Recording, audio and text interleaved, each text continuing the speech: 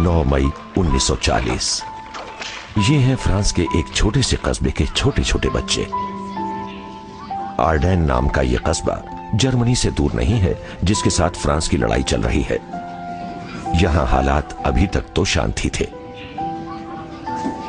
तो यहां के स्कूली बच्चे अपने जूते कतार में रख रहे हैं और उनकी स्कूल टीचर उनसे कह रही है, आज हम एक अच्छा गीत सीखेंगे ताकि शांति बहाल हो जाए। Round round round go the puppets. लेकिन ये इन बच्चों की आखिरी क्लास साबित हुई।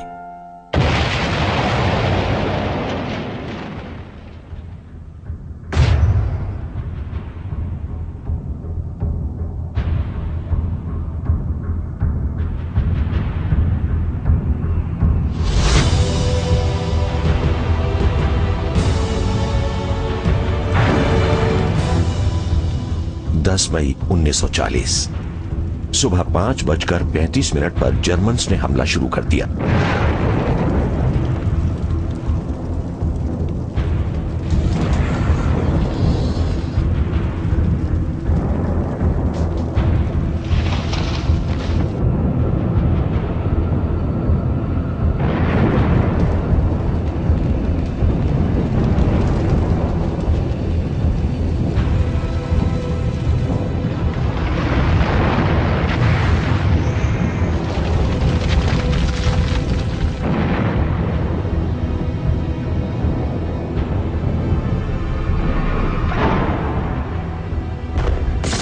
जर्मन पैराट्रूपर्स को हॉलैंड पर उतार दिया गया।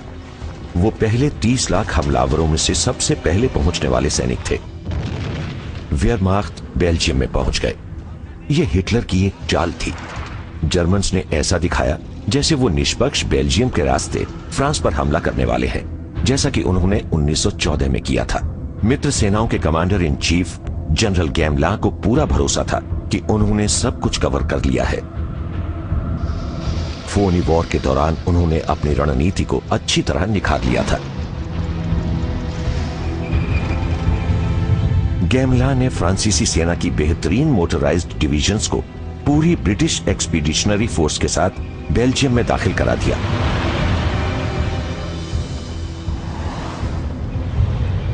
ये लड़ाकू सैनिक पूरे दमखम के साथ बेल्जियम से होकर आ रहे जर्मन सैनिकों को रोकने वाले थे। लेकिन हिटलर अपने हेडक्वार्टर्स में मुस्कुरा रहा था। उसकी चाल कामयाब हो गई थी।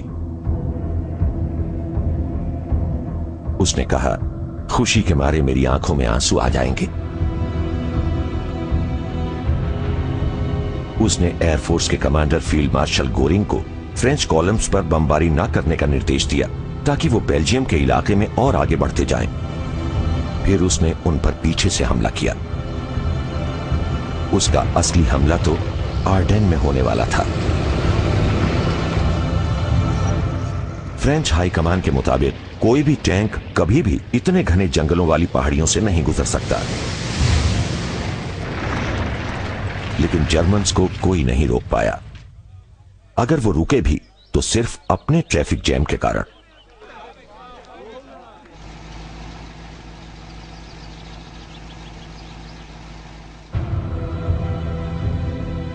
इस बीच नीदरलैंड्स और बेल्जियम में जिन लोगों के पास अपनी कारें थीं, वो सबसे पहले भागने वालों में शामिल थे।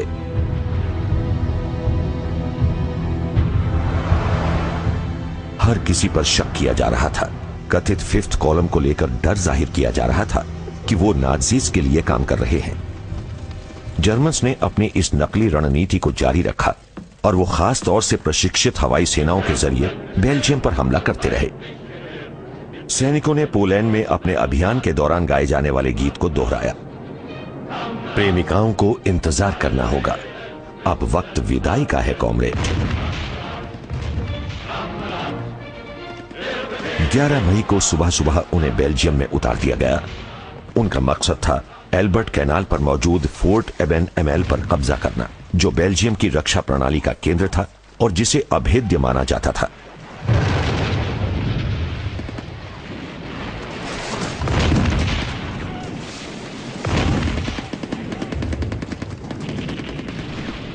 एक जांबाज जर्मन सिपाही एक टरेट के ऊपर विस्फोटकों को लेकर पहुंच गया। जीतने वाले सैनिक उस फोर्ट अबेनामेल के खंडहरों में से गुजरे जो बेल्जियम के लिए बहुत अहमियत रखता था। इस तरह की तस्वीरें वेयरमाख्त की अजेयता वाली छवि को और मजबूत बनाने वाली थीं। इस किले पर कब्जे के बाद लोग पेरिस तक जाने वाली आखिरी रेलगाड़ियां पकड़ने के लिए दौड़े।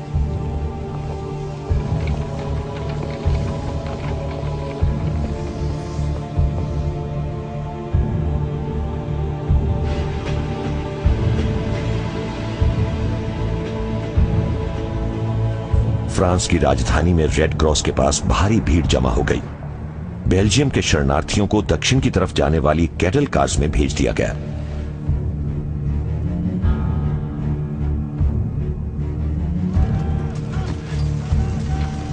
जब जर्मन्स लिएज में दाखिल हुए तो घबराहट बढ़ने और फैलने लगी।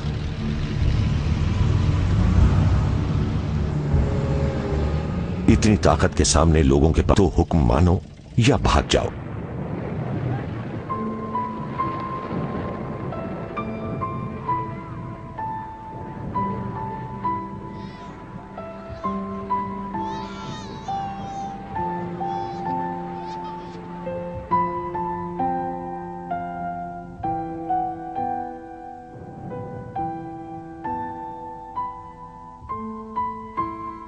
बहुत से शरणार्थी देहाती इलाकों से थे।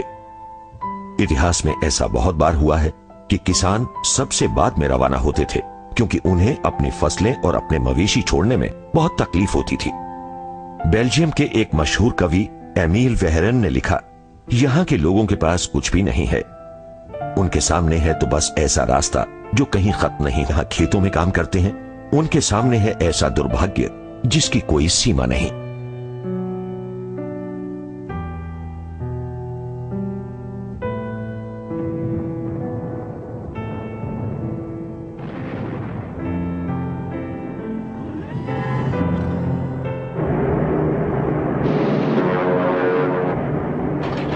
जर्मन्स ने आसमान से हमले शुरू कर दिए। उन्होंने महत्वपूर्ण राजमार्ग, हवाई अड्डे, रिफाइनरीज और फ्यूल सप्लाईज को बर्बाद कर दिया।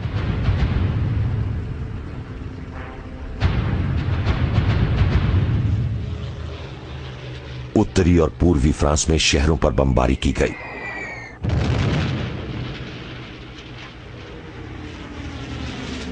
फ्रांस के लोग अब मॉडर्न वॉरफेयर की असलियत का सामना कर रहे थे।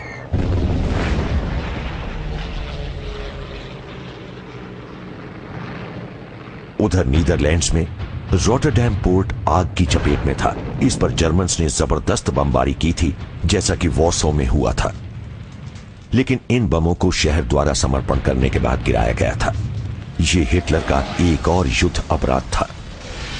लंदन में अब नए प्रधानमंत्री थे विंस्टन चर्चिल। अपने पहले भाषण में उन्होंने ये बात साफ कर दी कि हालात जो भी हों उनका देश लड़ता रहेगा। मुझे इस बारे में कोई शक नहीं है कि हॉलैंड और बेल्जियम की किस्मत पोलैंड की ही तरह और चेकोस्लोवाकिया और ऑस्ट्रिया की ही तरह ब्रिटिश साम्राज्य और फ्रेंच रिपब्लिक की जीत से ही तय होगी। लेकिन फ्रांस में हालात अचानक बहुत गंभीर हो गए। सिर्फ 3 दिन में जर्मन सैनिक आर्डेन पहुंच गए और वो मर्ज रिवर पर फ्रांस की डिफेंसिव लाइंस की तरफ बढ़ने लगे।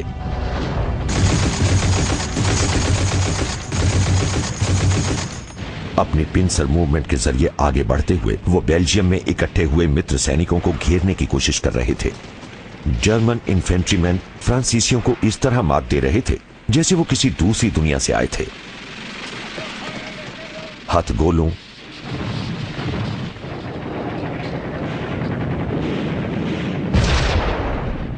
मशीन गनों और अपने जबरदस्त हमले के बल पर उन्होंने इस शहर पर एक दिन में ही कब्जा कर लिया। सीडोन शहर आर्डेन तक पहुंचने का जरिया था और इसे पहले भी 1870 में फ्रांसीसियों की हार के चलते तबाही झेलनी पड़ी थी। लेकिन जर्मन्स के रास्ते में सबसे बड़ी बाधा थी मर्स रिवर।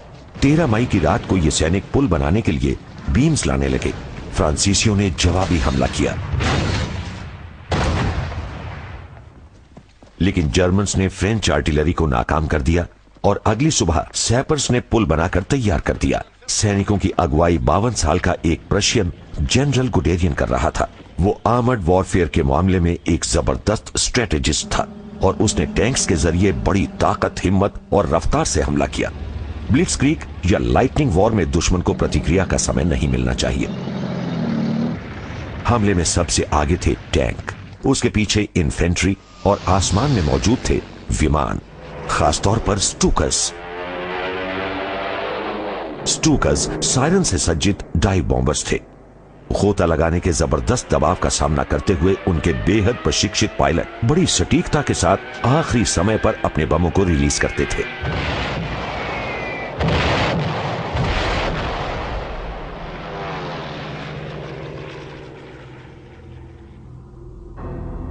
फ्रांस के प्रधानमंत्री पॉल रेनो ने घबराहट में चर्चिल को फोन करके बताया, हमारी हार हो गई है, हम लड़ाई हार चुके हैं।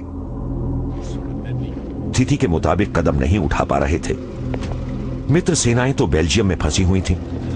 अब भला वो जर्मन सेना को आगे बढ़ने से कैसे रोक सकते थे?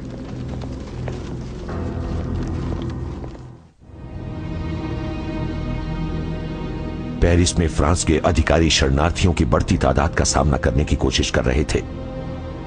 बेल्जियम और उत्तरी फ्रांस के लोग शहर में लगातार आ रहे थे। जल्दी ही स्कूलों, अस्पतालों और बैरक्स में कोई जगह नहीं बची। सही खबरें नहीं मिल रही थीं। ऐसी अफवाहों का बाजार गर्म था कि गैमला ने आत्महत्या कर ली है, लेकिन ऐसा नहीं था। फ्रेंच हाई कमान को यह समझ आ चुका था कि जर्मन सेना तट की तरफ बढ़ रही है और मित्र सेनाएं एक जाल में फंस चुकी हैं। ऐसे में जवाबी हमले का हुक्म दिया गया। कर्नल डिगोल नाम के एक शख्स को एक टैंक ब्रिगेड का प्रमुख बना दिया गया। फ्रांसीसी सेना के पास ज्यादा टैंक थे और जर्मन पेंजर टैंक्स के मुकाबले उनकी क्वालिटी भी बढ़िया थी।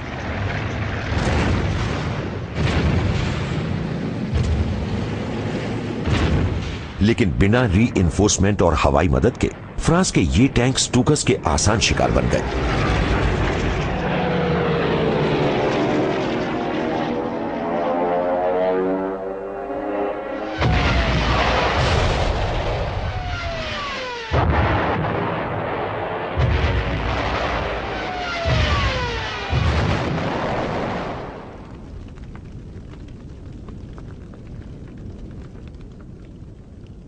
फ्रांसीसी सैनिक बढ़िया मुकाबला कर रहे थे, लेकिन ये सोचकर हैरान थे कि वायुसेना उनकी हिफाजत क्यों नहीं कर रही है।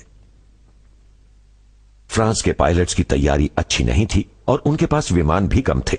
लुफ्टवाफे के मुकाबले उनके पास बहुत कम विमान थे, फिर भी वो बड़ी हिम्मत से लड़े। दर्जनों जर्मन पायलट्स के विमान गिरा दिए गए और उन्हें बंदी बना लिया गया।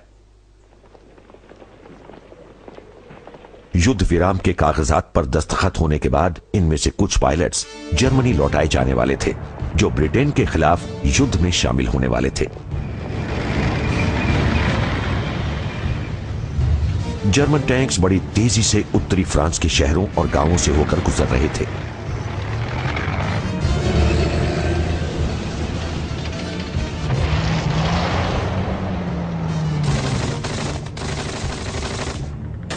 फ्रांस के लोगों ने बड़ी बहादुरी से जर्मन्स के आगे बढ़ने की प्रक्रिया को धीमा करने की कोशिश की, लेकिन जर्मन्स ने प्रतिरोध करने वालों को कुचल दिया।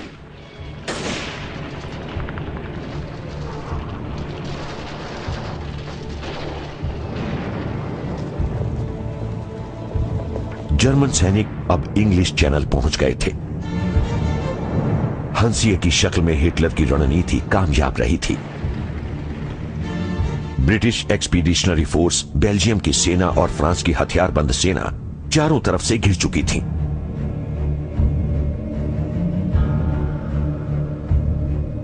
बेल्जियम के राजा ने अपनी फौज के साथ समर्पण कर दिया। ब्रिटिश एक्सपीडिशनरी फोर्स तट की तरफ पीछे हट गई, जिससे मित्र सेनाओं का खात्मा ही हो गया। पेरिस में फ्रांस के प्रधानमंत्री पॉल रेनो ने गैमला को हटाकर उनकी जगह 72 साल के जनरल वेगों को दे दी। 1918 में मित्र सेनाओं को मिली जीत का श्रेय उन्हें भी जाता था। मनोबल को बढ़ाने के लिए रेनो ने प्रथम विश्व युद्ध के एक और नायक को वाइस प्रीमियर बना दिया। ये थे 84 साल के मार्शल पेटान, जो जल्द ही रेनॉ की नीतियों से मतभेद जाहिर करने वाले थे। वेगॉन के पास कोई विकल्प नहीं था, उन्हें भी मजबूरन सेनाओं को डनकर्क की तरफ लौटने का आदेश देना पड़ा। हिटलर ने उन्हें जाने दिया। क्या यह ग्रेट ब्रिटेन के प्रति रहमदिली का संकेत था? क्या वो अब भी एक अलग शांति की उम्मीद कर रहा था, या फिर गोरिंग ने उसे यह भरोसा दिला दिया था कि वो उसकी एयरफोर्स सैनिकों को निकालने की किसी कोशिश को रोकने में सक्षम है? तट पर 4 लाख सैनिक अफरा तफरी और लाचारी की हालत में थे। उनके पास यहां से निकलने का आखिरी मौका समुद्र के जरिए ही उपलब्ध था। चर्चिल ने हुक्म दिया कि किसी भी तरह के जलपोतों के जरिए उन्हें वहां से निकाला जाए। डनकर्क के बाहरी हिस्से में फ्रांसीसी सेना ने भारी नुकसान उठाते हुए भी जर्मन सैनिकों को रोका हुआ था। ऐसे में गोरिंग ने लुफ्टवाफे के स्टूकर्स और बॉम्बर्स को भेजा।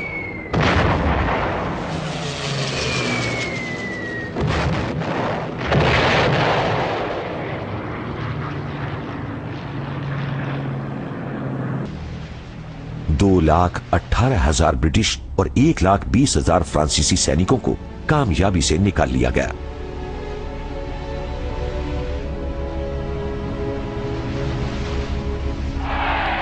ब्रिटिश सेना बच तो गई, लेकिन उसकी हालत बेहद खराब थी।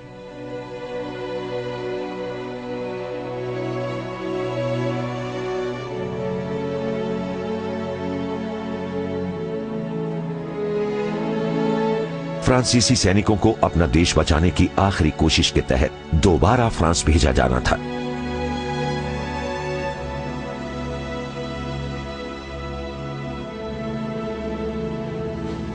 ब्रिटिश सैनिकों को री इक्विपमेंट सेंटर्स में भेजा गया। पूरे ग्रेट ब्रिटेन ने डनकर्क को एक असाधारण कारनामा बताया, लेकिन चर्चिल ने इसे ज्यादा सही तरीके से बयान किया और कहा, युद्ध को इवैक्यूएशन के जरिए नहीं जीता जाता। फिर भी जून 1940 के शुरुआती दिनों में डनकर्क स्पिरिट का उदय हुआ। इस युद्ध की बेरहमी और नाजियों की विध्वंसकारी ताकत अब ब्रिटेन की समझ में आ चुकी थी। मिलनसारी और मौज मस्ती की जगह देश को एकजुट करने से जुड़े जबरदस्त प्रयासों ने ले ली थी। चर्चिल, जो अपने सैनिकों की नाकामी से भी जूझ रहे थे, उन्होंने 4 जून को जो कुछ कहा वो भुलाया नहीं जा सकता। उन्होंने कहा, हम तटों पर, लैंडिंग ग्राउंड्स पर, मैदानों में, सड़कों पर और पहाड़ियों पर लड़ेंगे, लेकिन हम समर्पण कभी नहीं करेंगे।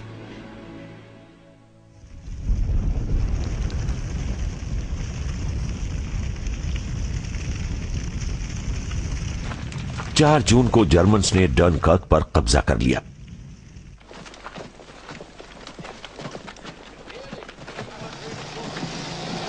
उनका इंतजार ये तमाम चीजें कर रही थी जिन्हें वेयरमाख्त की प्रोपेगेंडा यूनिट ने खूब फिल्माया। ब्रिटिश सेनाएं अपने लगभग सारे उपकरण यहां छोड़ गई थी।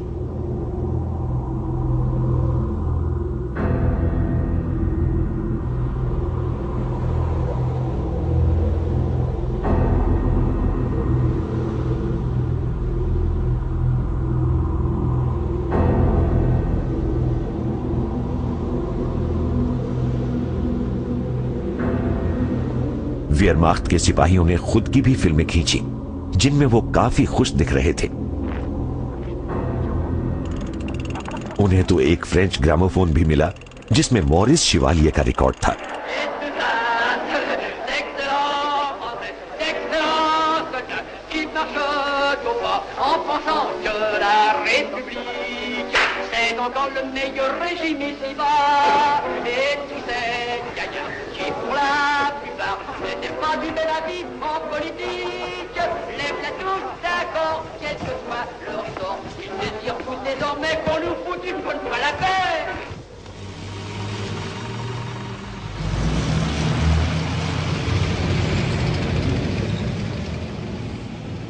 जर्मन्स का हमला जारी रहा और फ्रांस हार गया।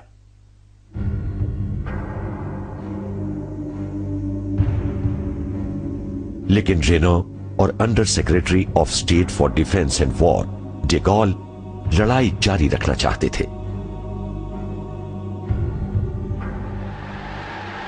उधर रोम में Italian dictator Mussolini il Duce अपने लोगों को एक अच्छी खबर सुनाने वाला था। मैं आप लोगों से कहना चाहता हूं कि युद्ध की घोषणा हो चुकी है। ग्रेट ब्रिटेन और फ्रांस के राजदूतों को इस बात की सूचना दे दी गई है। मुसोलिनी भी लूटे गए इलाके में से हिस्सा चाहता था। ये थे रोन वैली और मार्से।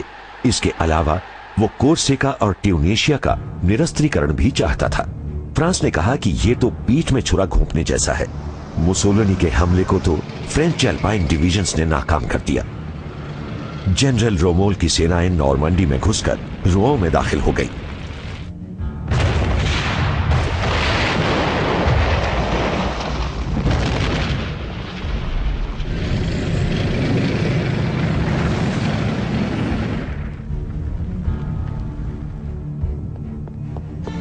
पेरिस को एक खुला शहर घोषित कर दिया गया। दूसरे शब्दों में यह बिना संघर्ष के दुश्मन की झोली में जा गिरा ताकि उसका हश्र वॉर्सो या रोटरडैम जैसा ना हो।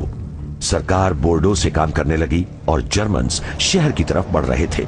अफवाहें फैल रही थी कि 1870 में जिस तरह प्रशंस ने किया था उसी तरह जर्मन्स लोगों को मार रहे हैं, बलात्कार कर रहे हैं। सरकार ने पेरिस के लोगों की सुध छोड़ दी थी, लिहाजा वो भाग रहे थे। फ्रांस के तमाम लोग सड़कों पर थे। बाद में इस घटना को बाइबल से जुड़ा एक मशहूर नाम दिया गया, द एक्सोडस। फ्रांस के लाखों पुरुष और महिलाएं आखिरी दुर्ग लुआर की तरफ बढ़ रहे थे, लेकिन कोई भी दुर्ग इतना मजबूत नहीं था कि स्टूकस के सामने ठहर सके।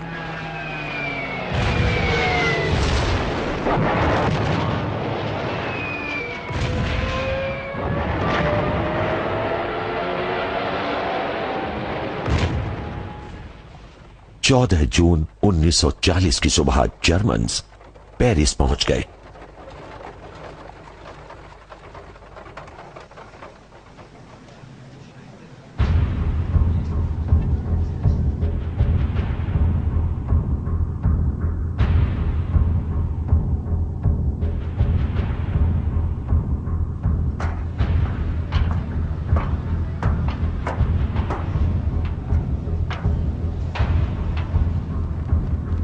पेरिस में नाजियों का प्रतीक स्वास्तिक फहरा रहा था।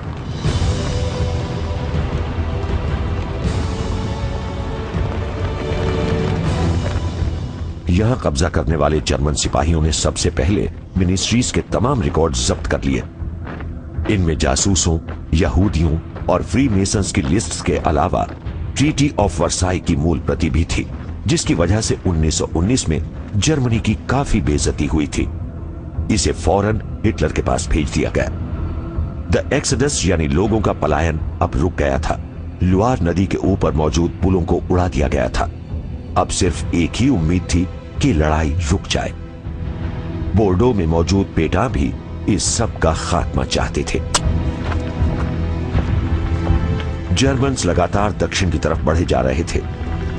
फ्रांस की सेना को कभी बहुत ताकतवर माना जाता था, लेकिन अब उसकी हालत बहुत खस्ता थी। फिर भी उसने उस समय कहीं ज्यादा बढ़िया लड़ाई का प्रदर्शन किया। एक महीने में ही 1 लाख फ्रांसीसी सैनिक मारे गए। ये तादाद प्रथम विश्व युद्ध के दौरान इसी अवधि में हुई मौतों से ज्यादा थी और इसे तब तक की सबसे खतरनाक लड़ाई माना जाता था।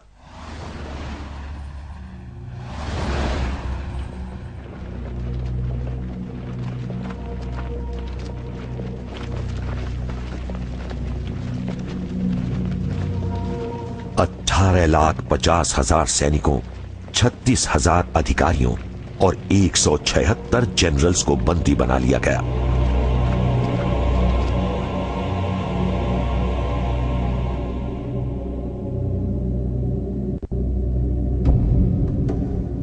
कैदियों में फ्रेंच औपनिवेशक सेनाओं के कई अफ्रीकी सिपाही भी थे। वेयरमाख्त के एमेच्योर फिल्म मेकर्स ने उन्हें बेहद अजीब किस्म के अंदाज में फिल्माया है। यहां भूखे सिपाही एक बकरी को मार रहे हैं।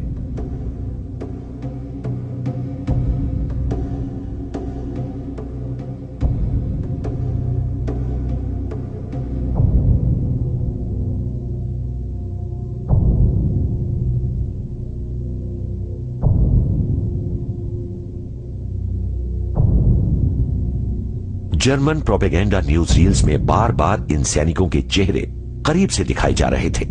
जर्मन सरकार फ्रांस की बेइज्जती करते हुए यह दिखाना चाहती थी कि फ्रांसीसी लोग अपनी कॉलोनीज के गुलामों के साथ मिलकर युद्ध करने को मजबूर हैं। मूल जर्मन कमेंट्री इस पर रोशनी डालती है। मित्र सेनाओं का कहना है कि वो हमारी मध्ययुगीन बर्बरता से सभ्यता को बचाने के लिए लड़ रही हैं। जरा सभ्यता के इन संरक्षकों पर नजर तो डालिए। फ्रांसीसी सेना के 3000 अफ्रीकी सिपाहियों और अधिकारियों को पकड़े जाने के बाद गोली से भून दिया जाने वाला था। नाजी इंडोक्ट्रिनेशन के 7 साल बाद जर्मन सैनिकों में नस्लवाद का बोलबाला था।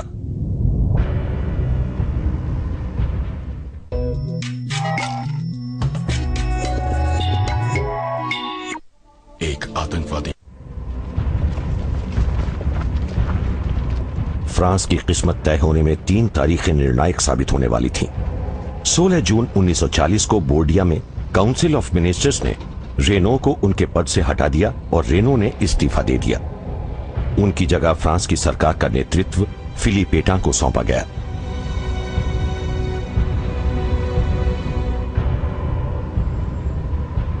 प्लास डे ला बेस्टील।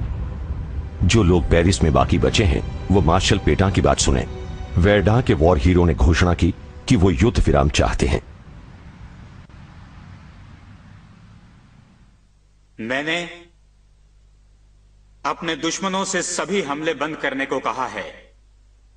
एक सैनिक होते हुए भी मैंने इतना दुखद फैसला लिया है क्योंकि सैन्य हालात की यही मांग है।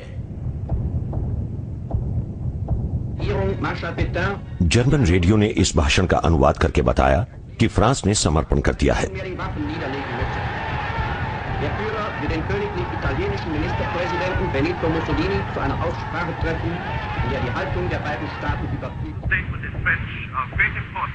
फ्रांस के कुछ लोग रेडियो बीबीसी सुन रहे थे।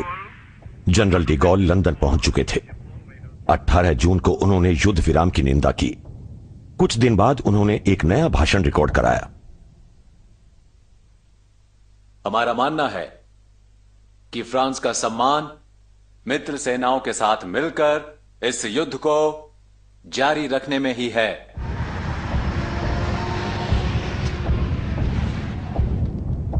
हिटलर को मॉस्को से बधाई का एक टेलीग्राम मिला।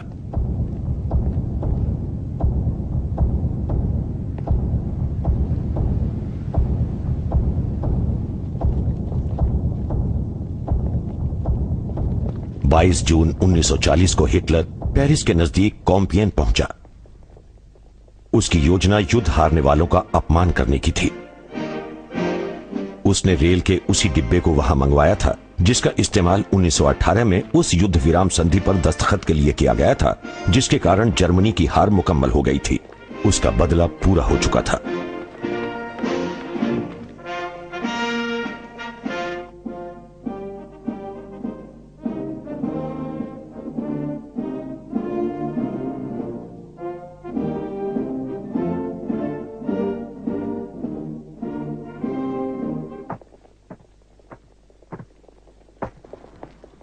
फ्रांसीसी प्रतिनिधिमंडल का नेतृत्व जनरल हुंसी जैर कर रहे थे।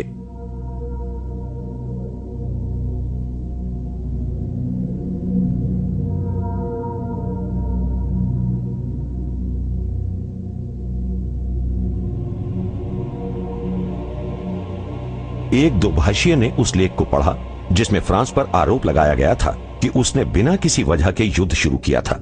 हिटलर ने एक शब्द भी नहीं कहा। वो खड़ा हुआ और वहां से चला गया।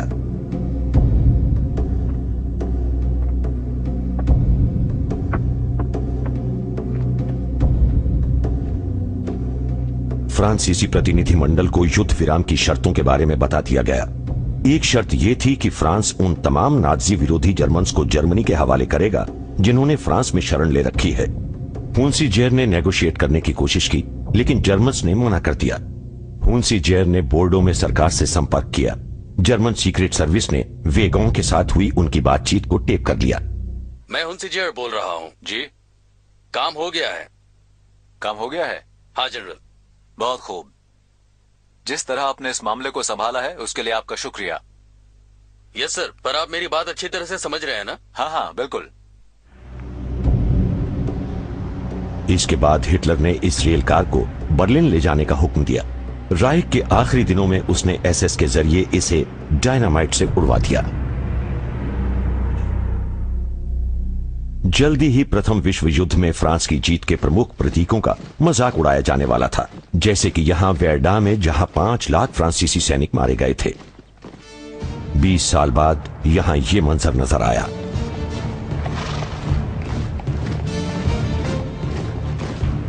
हिटलर जब अपने उन सैनिकों से मिलने आया जिन्होंने अभी अभी मैजिनो लाइन को हासिल किया था, तो उसने फ्रांस की खिल्ली उड़ाई।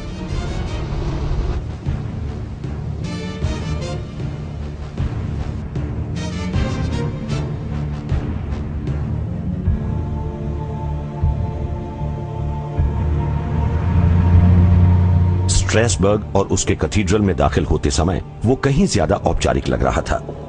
अल्सास और लॉरेन उसके वादे के मुताबिक एक बार फिर जर्मन के कब्जे में थे।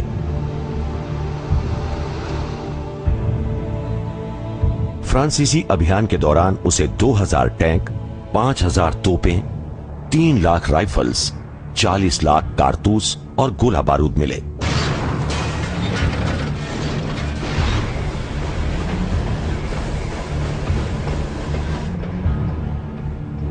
एक आर्मी सप्लाई वेयरहाउस में वेयरमाख्त को फ्रांसीसी सेना के इस्तेमाल के लिए रखे गए लॉन्ग अंडरवियर मिले। ये गर्म कपड़े थे जिनका इस्तेमाल भविष्य के अभियानों के लिए किया जाना था।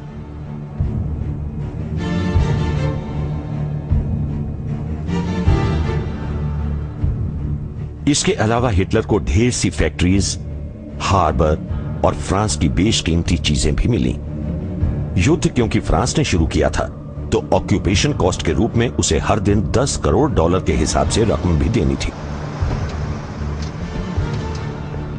जनरल हुन्सी जैर कमीशन की पहली बैठक के लिए जर्मनी गए और उन्होंने युद्ध विराम की शर्तों को जबरन लागू करने का आरोप लगाया।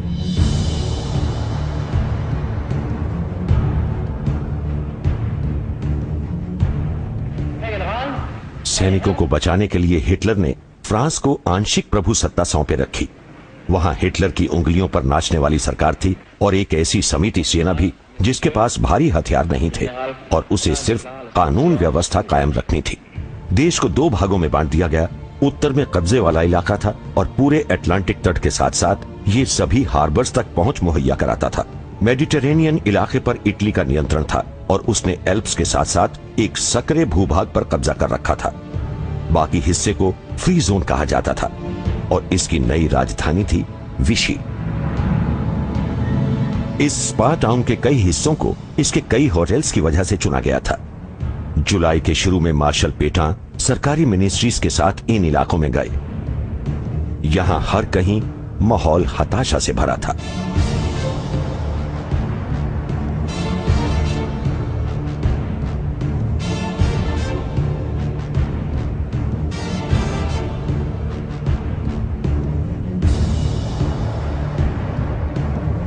लेकिन इस विशी सरकार ने एक विशाल औपनिवेशिक साम्राज्य और उस नौसेना पर अपना नियंत्रण बनाया हुआ था जो अब भी मजबूत थी। हिटलर का एकमात्र अनुरोध ये था कि इसके जलपोतों पर हथियार न रखे जाएं और वो अपनी बंदरगाहों में ही रहें, क्योंकि उसे डर था कि कहीं वो ब्रिटेन से न मिल जाएं। चर्चिल का डर बिल्कुल दूसरी तरह का था। उन्हें ये डर था कि ये कहीं जर्मनी के कब्जे में न आ जाएं। उन्होंने रॉयल नेवी से इन्हें खत्म करने को कहा। एक ब्रिटिश नेवल फोर्स फ्रांस के एक बहुत बड़े नेवल बेस की तरफ रवाना हुई। ये था अल्जीरिया में मौजूद मार्शल कभी। चर्चिल कोई जोखिम नहीं उठा रहे थे। एक अल्टीमेटम दे दिया गया कि या तो हमारे साथ आ मिलो, अपने जहाजों को छोड़ दो, या फिर कैरेबियन में डीमिलिटराइजेशन के लिए हमारे साथ चलो। लेकिन फ्रांस ने ऐसे सभी प्रस्ताव ठुकरा दिए। इस पर ब्रिटेन ने गोलाबारी शुरू कर दी।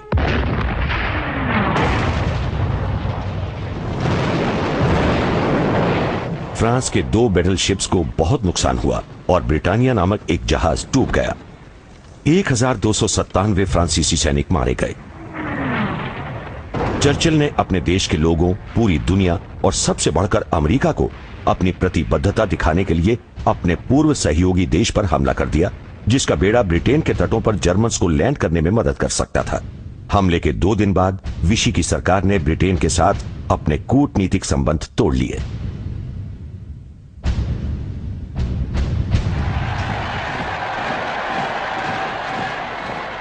इधर पूरे जर्मनी में हिटलर की खूब वाहवाही हुई।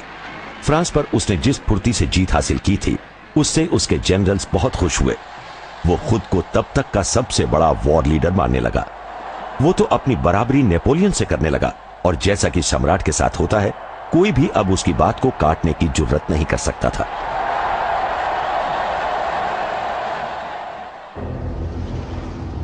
चैनल आइलैंड्स, जर्सी और गर्नसी पर अब जर्मनी का कब्जा था। ये ग्रेट ब्रिटेन पर हमले के स्टेपिंग स्टोन्स जैसे थे।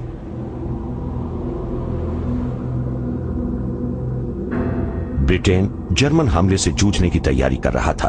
वो ऐसे कदम उठा रहा था जो मामूली लग सकते थे।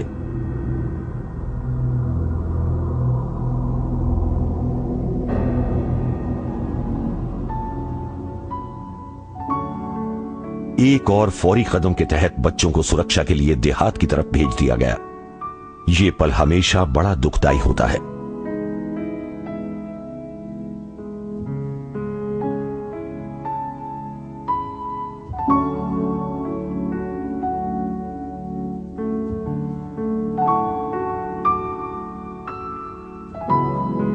इन बच्चों की बड़ी बहनों, माओं और दादी माओं ने युद्ध से जुड़ी कोशिशों में हिस्सा लेना शुरू कर दिया। हर महिला को खतरनाक जर्मन पैराट्रूपर से अपने घर को बचाना था।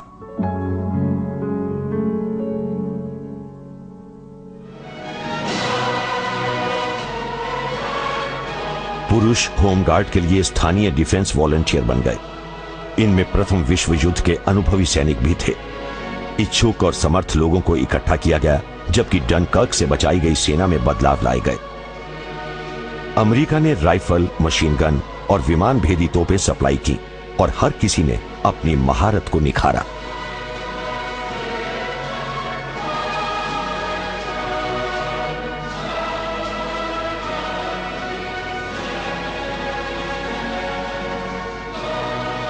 चर्चिल ने ब्रिटेन के लोगों को प्रेरित करने वाला एक भाषण दिया। ब्रिटेन की लड़ाई शुरू होने वाली है, लिहाजा आइए खुद को अपने कर्तव्य के लिए तैयार कर लें और मन में यह बात बिठा लें कि अगर ब्रिटिश एम्पायर और इसका कॉमनवेल्थ 1000 साल तक भी चलता है तो भी लोग यही कहेंगे, ये उनकी जिंदगी के बेहतरीन पल थे।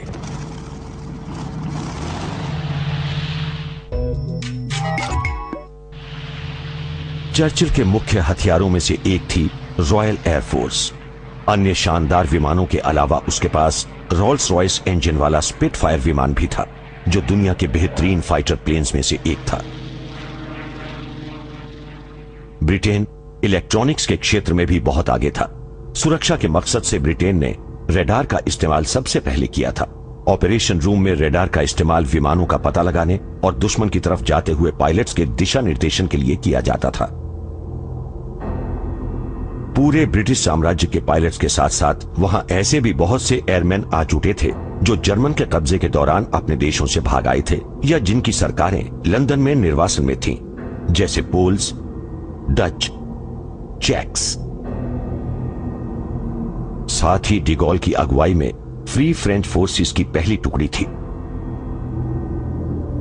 बहुत से ब्रिटिश पायलट्स ऑक्सफोर्ड और कैम्ब्रिज के स्टूडेंट्स थे। इन्हीं में से एक थे रिचर्ड हिलरी, जिन्होंने बाद में लिखा, हमें लंबे बालों वाले लड़कों के रूप में जाना जाता था। हम खोए खोए से रहते थे और बिगड़ती थी। हमें स्वार्थी और ईगोसेंट्रिक भी कहा जाता था। युद्ध में किसी बहादुरी की जरूरत नहीं थी, लेकिन इसने हमें खुद के सामने और दुनिया के सामने यह साबित करने का मौका दिया कि बेशक हम अनुशासित नहीं थे, लेकिन हिटलर के हठ धर्मी नौजवानों का मुकाबला हम ही कर सकते थे।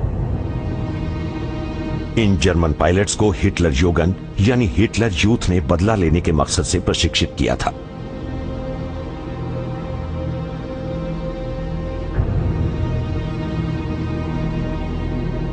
इन्हें लगता था कि ये अजेय हैं। उनका नेता गोरिंग इस शासन में एक लोकप्रिय हस्ती था।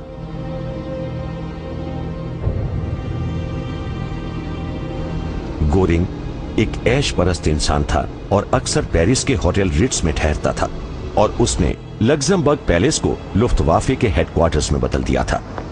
उसने हिटलर से वादा किया था कि लुफ्तवाफे कुछ ही दिनों में रॉयल एयरफोर्स का सफाया कर सकती है, आसमान पर उसका कब्जा हो सकता है और वो वेयरमाख्त को ग्रेट ब्रिटेन पर हमला करने के लायक बना सकती है। लुफ्तवाफे के लिए फ्रांस की सारी हवाई पट्टियां, उनके इंस्टॉलेशंस और उपकरण उपलब्ध थे। इसके पायलट्स ने बहुत अच्छी ट्रेनिंग ली थी, चाहे ये सिगार की अपनी खास पहचान वाले एडोल्फ गेलॉन्ड हों, जिन्होंने स्पेन में रिपब्लिकन्स के खिलाफ लड़ाई लड़ी थी, या फिर बैटल ऑफ फ्रांस के महारथी वेरना मोल्डर्स।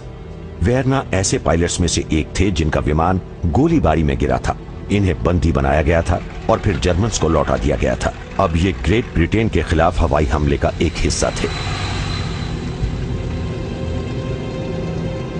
कब्जे वाले फ्रांस की इन एयरफील्ड से उड़ान भरकर जर्मन्स चैनल, हार्बर्स और दक्षिण इंग्लैंड के एयरफील्ड्स पर हमला करने वाले थे।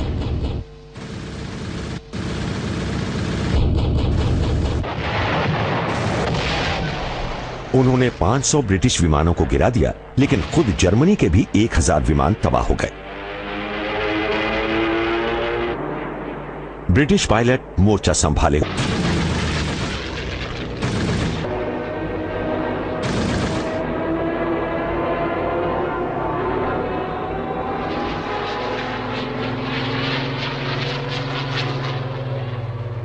चर्चिल ने कहा, इंसानी मुठभेड़ों में कभी भी ऐसा नहीं हुआ कि इतने सारे लोग इतने कम लोगों के ऋणी हो गए हों।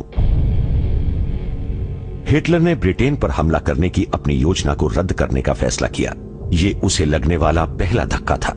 उसकी रणनीति अब रात में बमबारी करने पर ज्यादा केंद्रित हो गई। उसने कहा, ब्रिटेन तभी समर्पण करेगा जब उसके शहरों को बर्बाद कर दिया जाएगा।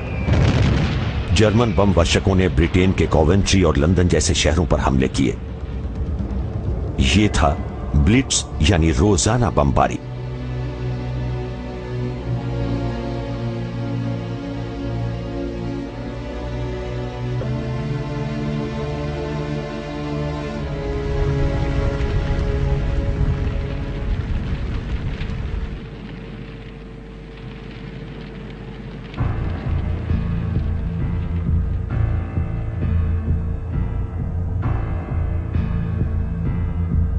जहां तक ब्रिटिश लोगों का सवाल है, उन्होंने कमाल की हिम्मत दिखाई। उन्होंने अपने कॉटेजेस के बागों में शेल्टर खोद लिए। वो लंदन में अंडरग्राउंड स्टेशंस में सोते थे और अगले दिन काम पर जाते थे।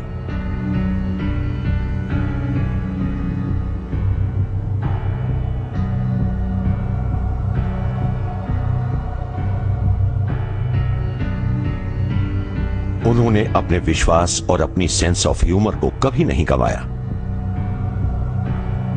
चर्चिल ने फ्रांस के लोगों से कहा, हिटलर ने जिस लंदन के बारे में ये कहा था कि हम उसे राख में बदल देंगे, वहीं लोग अब भी पूरी हिम्मत से हालात का सामना कर रहे हैं।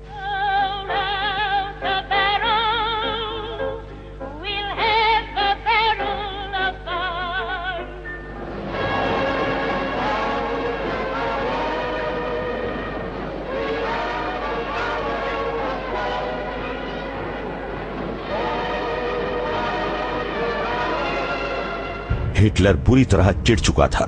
उसने बाद में चर्चिल को यहूदियों को शय देने वाला आधा अमरीकी शराबी कहा। इसके बाद जब कभी वो नाकाम होता था, यहूदियों के खिलाफ जहर उगलता रहता था।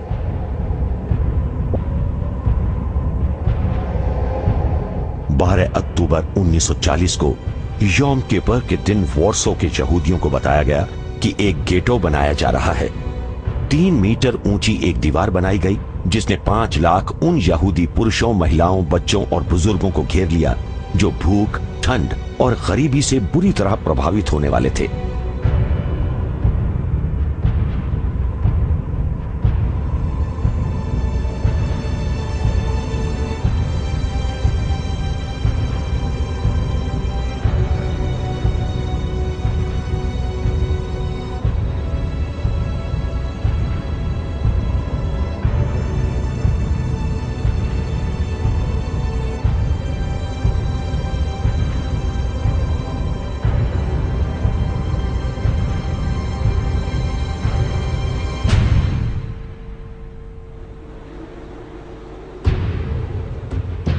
बेवेरियन एल्प्स के इस शैले बैगहॉफ में हिटलर की यह फिल्म उसकी मिस्ट्रेस ईवा ब्राउन ने बनाई है। और हिटलर कुलीन नाजी लोगों के बच्चों से घिरा हुआ नया साल मना रहा है। अभी वो एक और बड़ा दांव खेलने वाला था। उसका लक्ष्य अब पूर्व में एक नए लेबन्सराum यानी रहने की जगह को हासिल करने का था। वो स्टेलिन के साथ मिल चुका था ताकि बाद में उस पर बेहतर ढंग से हमला कर सके। ब्रिटेन पर कब्जा न कर पाने की अपनी नाकामी के कारण हिटलर चर्चिल द्वारा अमेरिका को युद्ध में खींचने से पहले जल्दी ही कोई कदम उठाना चाहता था। इससे तो पूरी दुनिया में ही आग लग जाने वाली थी।